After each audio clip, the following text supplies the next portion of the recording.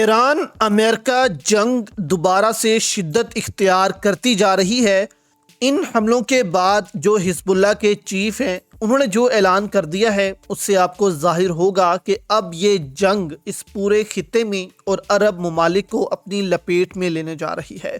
کل دوستو عمان کی بھی سٹیٹمنٹ آپ کے سامنے رکھی تھی جس نے کہہ دیا تھا کہ اب یہ خطہ پہلے والا خطہ نہیں رہے گا، ہارموز پر ٹیکس لگے گا ہی لگے گا، یعنی ایران کے ساتھ وہ ڈٹ کر کھڑا ہو گیا ہے۔ یورپ کو بھی بتا دیا ہے کہ ہارموز پر اب ٹیکس لگنا ہی ہے، یہ اب پہلے جیسا نہیں رہ سکتا۔ اس کی صفائی مینٹیننس وہ بہت زیادہ ضروری ہے تاکہ اس ریجن کو جو ہے وہ محفوظ رکھا جائے، ہارموز کو محفوظ رکھا جائے، اس کے لیے ٹیکس دینا ضروری ہے۔ اس لیے دوستو متحدہ عرب امارات اسرائیل جو ہیں وہ اب نہیں مان رہے۔ اب آج دوبارہ سے امریکہ نے جو ہے وہ ایران کے ساحلی علاقوں پر دوبارہ سے حملے کر دیے ہیں، جس کے جواب میں ایران نے اعلان کیا ہے کہ اس نے تقریباً 8 مقامات پر ریجن میں امریکہ کے جو ہے وہ حملہ کیا، جس میں بحرین، کویت، یہ ممالک شامل ہیں جہاں پر امریکی اڈے موجود تھے، وہاں پر حملہ کیا اور ان کو تباہ کیا۔ جس کے بعد یہ ریجن دوستو آپ کہہ لیں کہ اب پہلے جیسا یہ ریجن نہیں رہے گا، امن شانتی یہاں پر اب برقرار نہیں رہے گی،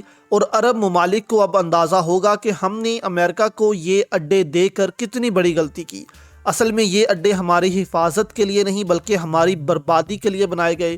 اب اگر دوستو ایک فل فلیج جنگ جاری دوبارہ سے شروع ہو جاتی ہے اور ایران نے کیوں خبردار کیا ہے کہ اب ہمیں یہ موقع نہ دینا، یعنی ہمیں یہ موقع فراہم نہ کرو، ہم تو چاہتے ہیں کہ ہمیں یہ موقع ملے، دوبارہ جنگ شروع ہو، تو دوستو کتنی بڑی تباہی ہے عربوں کے لیے آپ کے سامنے رکھتے ہیں، حزب اللہ کا بیان بھی رکھتے ہیں، ساتھ فیفا ورلڈ کپ میں ایران کی ٹیم کے ساتھ کتنا برا سلوک کیا جا رہا ہے امریکہ کی طرف سے، وہ آپ کے سامنے رکھتے ہیں، جس سے آپ کو اندازہ ہوگا کہ ایران اور امریکہ کے تعلقات کس قدر خراب ہیں، اور پاکستان جو ہے وہ ناکام ہو رہا ہے بار بار یہ مذاکرات کروانے میں۔ اب یہ ویژول دوستو آپ دیکھیں، یہ ہے لبنان، یہاں پر اسرائیل جو ہے وہ حملے کر رہا ہے اور ان علاقوں کو قبضے میں لینے کی کوشش کر رہا ہے۔ اب امریکہ اور لبنان کی جو گورنمنٹ ہے، حزب اللہ نہیں، جو وہاں کی گورنمنٹ ہے، پپٹ گورنمنٹ جو بٹھائی ہوئی ہے، انہوں نے معاہدہ کر لیا کہ اسرائیل جو ہے وہ نارتھ ایریا سے نکل جائے گا، 2 علاقوں سے نکلے گا، وہاں پر سیز فائر کر دے گا تو ہم جو ہے وہ سیز فائر ایکسیپٹ کریں گے۔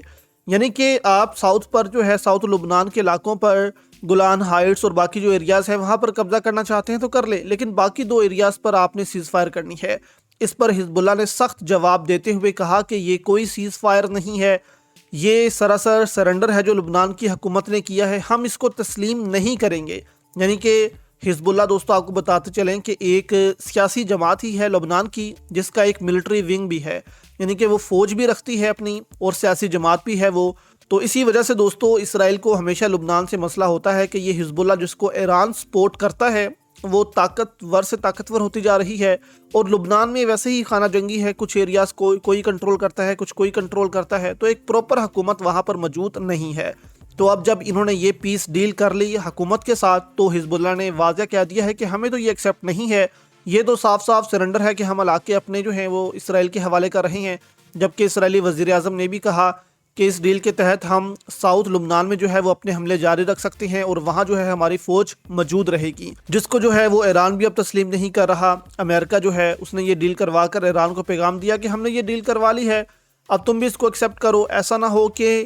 ہمیں تم یہ موقع دے دو کہ ہم تمہیں صفحہ ہستی سے مٹا دیں۔ اس قسم کی دھمکیاں اب ٹرمپ دوبارہ سے لگانا شروع ہو گیا ہے۔ دوسری طرف فیفا کی جو ٹیم ہے دوستو ایران کی، ان کو جو ہے ایک تو گراؤنڈ میں ان کے ساتھ اچھا سلوک نہیں کیا جاتا، اور جیسے ہی ٹیم ورلڈ کپ کا کوئی میچ کھیلتی ہے ان کو جو ہے امریکہ میں رہنے ہی نہیں دیا جاتا، اسٹیڈیم سے ہی کہا جاتا ہے کہ آپ واپس جائیں، جیسے ہی میچ ختم ہوتا ہے ان کو ایئرپورٹ بھیجا جاتا ہے اور وہاں سے دوبارہ میکسیکو۔ تو اس پر کپتان جو ہیں وہ ایران کے، انہوں نے کہا کہ یہ ورلڈ کپ ڈیزاسٹر ہے،